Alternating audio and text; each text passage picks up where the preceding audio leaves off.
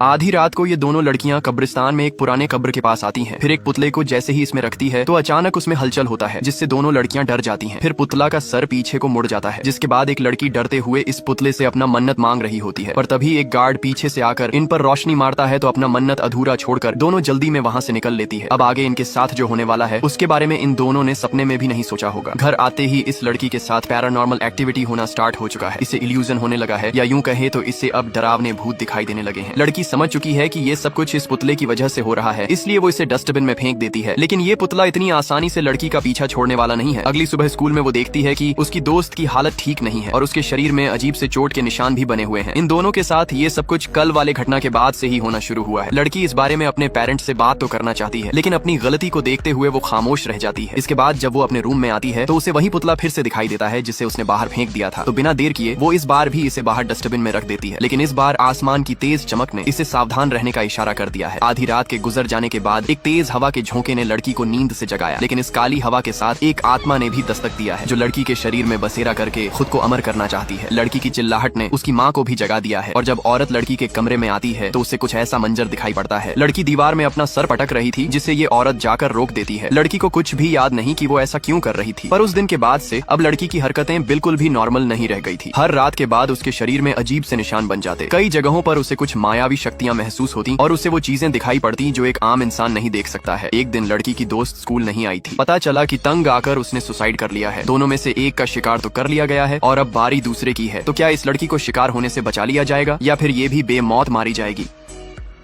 ये मासूम सा बच्चा बिल्कुल भी मासूम नहीं है। इसने अपने ही माता पिता और अपनी सगी बहन को एक गहरे गड्ढे में कैद करके रखा है। समय समय पर ये बच्चा इनके लिए खाने की कुछ चीजें नीचे फेंक देता है ताकि ये सभी भूख के कारण से मर ना जाए। इस फिसलन वाले गड्ढे से बिना किसी सहारे के निकल पाना लगभग नामुमकिन है। असल में इन सब चीजों की शुरुआत कुछ दिन पहले होती है, जब पीटर को स्कूल में काफी कम अंक मिले थे। इसके लिए उसे घर वालों की तरफ से बातें सुननी पड़ती है और उसके वीडियो गेम पर भी उसके पिता के द्वारा रोक लगा दिया जाता है। रात में वो सोचता है कि उसके परिवार में सभी लोग बिल्कुल आजाद रहते हैं, जबकि उसके ऊपर पढ़ाई का बोझ डाल दिया गया है। अगली सुबह स्कूल ना जाके वो सामने वाले जंगल में सैर के लिए निकल जाता है। थोड़ी दूर आगे जाने पर उसे एक अनजान गड्ढा दिखाई पड़ता है जिसकी गहराई काफी ज्यादा थी। यहीं पर उसके मन में एक खौफनाक आइडिया जन्म लेता है। रात में उसने सभी के जूस में एक नशीला पदार्थ मिला दिया, जिसका असर होते ही लोग नींद की गहराइयों में समा जाते हैं। प्लान के मुताबिक पीटर इन सभी को रात के काले साए का फायदा उठाकर एक एक करके गड्ढे में फेंक देता है। अगली सुबह के आंख खुलने से ये खुद को एक ऐसे गड्ढे में पाते हैं जो इनके लिए एक मौत का कुआं साबित होने वाला है। इस पाताल लोक की गहराई से किसी के चिल्लाने की आवाज भी पेड़ पत्तियों में टकराकर सिमट कर रह जाएगी। पीटर ने सभी के मोबाइल फोन को अपने पास रख लिया है। अगर किसी का फोन आता तो वो खुद जवाब दे देता, जिससे किसी को भी उनके गायब होने का भनक भी न लग पाए। पीटर ने ये सब कुछ अपनी मौज मस्ती के लिए किया था। अब वो उन सभी मौज मस्तियों को कर सकता है जिसको करने से उसके माता पिता रोका करते थे। इतने में एक दिन अचानक उसकी माँ की एक खास दोस्त घर आ गई थी, पर पीटर अपने झूठ का जाल बुनकर उसे अपने बातों का यकीन दिलाता है और बड़ी ही आसानी से उससे पीछा छुड़ा लेता है। इसके बाद वो खाने पीने का कुछ सामान लेकर इस गड्ढे के पास आता है। उसके पिता उससे ऐसा करने का कारण पूछते हैं, लेकिन पीटर खाना देकर बिना कुछ जवाब दिए वहाँ से चला जाता है। फिर अपने पिता का लग्जरी कार लेकर वो अपने एक दोस्त के पास जाता है ताकि उसके साथ वो खुलकर बिना रोक टोक के मस्ती कर सके, जो वो हमेशा से करना चाहता था। लेकिन उसे इस बात का जरा भी अंदाजा नहीं है कि वो कितनी बड़ी गलती कर चुका है। मस्ती के चक्कर में उसने अपने माता पिता को भुला दिया है, जिनका भूख के मारे बुरा हाल हुआ जा रहा है। पर इससे भी बड़ी मुसीबत टॉयलेट करना है। जब कोई टॉयलेट कर रहा हो तो बाकी को पीछे मुंह करके खड़ा रहना पड़ता है। इसके बाद प्लास्टिक में भरे गंदगी को ऊपर फेंक दिया जाता है, लेकिन कभी कभी निशाना चूक भी जाता है। इधर पीटर का फुल टाइम मस्ती अभी भी जारी है। जल्दी ही आज का दिन खत्म हो जाता है और इन्हें खाने का एक टुकड़ा भी नसीब नहीं हुआ है। भूख से बौखलाए पिता ने जोर से आवाज लगाई, पर अपने धुन में मग्न पीटर को उनका जरा भी ख्याल नहीं है। अगले दिन उसकी माँ की दोस्त फिर से वापस आई, पर इस बार पीटर के पास कोई खास जवाब मौजूद नहीं था, जिससे औरत को उस पर शक हो जाता है। जल्दी ही वो एक पुलिस वाले के साथ में वापस आती है, पर पीटर ने पहले ही अंदर से दरवाजा लॉक करके खुद को अंदर छुपा रखा है। इधर उधर देखने के बाद पुलिस वाले को यहाँ कोई भी गड़बड़ी महसूस नहीं होती। पीटर को अब अपनी गलती का अंदाजा होने लगा है। उसने जल्दी से उनके लिए खाना नीचे भेजा, जिसका इंतजार ना जाने वो कितने देर से कर रहे थे। जिस आजादी को पाने के लिए उसने 3 लोगों की जान खतरे में डाल दी, अब वही आजादी उसे अंदर सिखाई जा रहा था। सुबह की धुंधली किरणों के साथ पीटर आगे बढ़कर अपने बेबस परिवार वालों की ओर देखता है। अगले ही पल माँ की आंखों ने एक चमत्कार देखा। पीटर के द्वारा एक सीढ़ी को गड्ढे में उतारा गया, जिसकी मदद से ये सभी एक बार फिर से बाहरी दुनिया में कदम रख पाते हैं।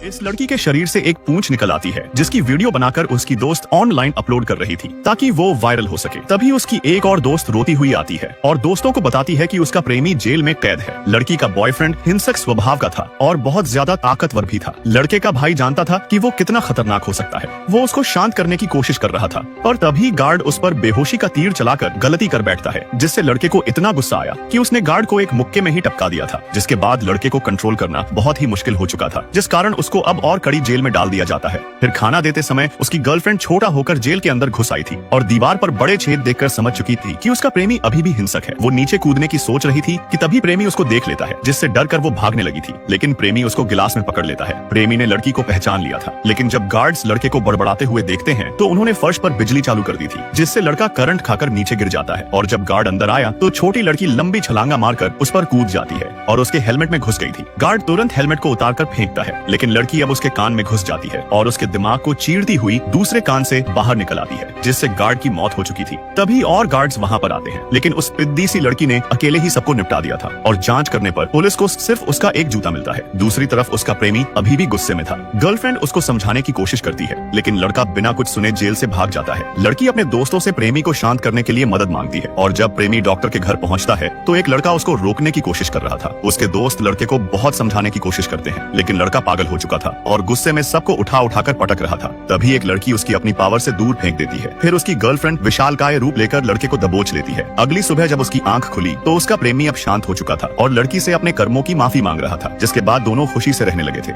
यह पूरी फैमिली एक गहरे गड्ढे के अंदर फंसे हुई थी, जहां एक भी सिग्नल नहीं आ रहा था। बचाव दल वाले रस्सी से गड्ढे के अंदर उतरकर स्थिति जांचने के लिए जा रहे थे और थोड़ी दूर आते ही गड्ढे के किनारे वाले सारे पत्थर टूटकर सीधा उनके ऊपर गिरने लग जाते हैं, जिस कारण उनको वापस ऊपर आना पड़ जाता है, क्योंकि गड्ढे में नीचे उतरना बहुत ज्यादा खतरा था। इसलिए बचाव दल के लोग एक ड्रोन को उतारकर स्थिति जानने की कोशिश करते हैं, लेकिन आधे रास्ते में ही आते ही ड्रोन सिग्नल खो देता है, जिस कारण वो दीवारों से टकराता हुआ सीधा इमारत की छत के ऊपर आकर गिर चुका था और वो ड्रोन एक लड़के के हाथ में लग जाता है, जिसे देख सारे लोग खुश हो जाते हैं कि अब उनको बचा लिया जाएगा। लेकिन उनकी खुशी ज्यादा देर तक टिकने वाली नहीं थी, क्योंकि इमारत फिर से ढहने लगती है, जिससे संतुलन खोकर एक आदमी मिट्टी के दलदल में जा गिरा था। यह देख उसका बेटा तुरंत पिता को बचाने दौड़ पड़ता है, लेकिन चाचा उसको पकड़कर रखते हैं ताकि वो दलदल में कूदने की गलती ना कर बैठे। तभी लड़की एक रस्सी लाकर आदमी की तरफ फेंकती है, जिसके बाद सारे लोग मिलकर रस्सी को खींचने लगे थे, लेकिन पिता को बचाने के लिए बेटा बिना सोचे दलदल में कूद जाता है। कूदने का स्टाइल वाकई में थोड़ा कैजुअल था, लेकिन इससे मुश्किल अब और भी ज्यादा बढ़ जाती है, क्योंकि रस्सी दोनों का भार झेल नहीं पाती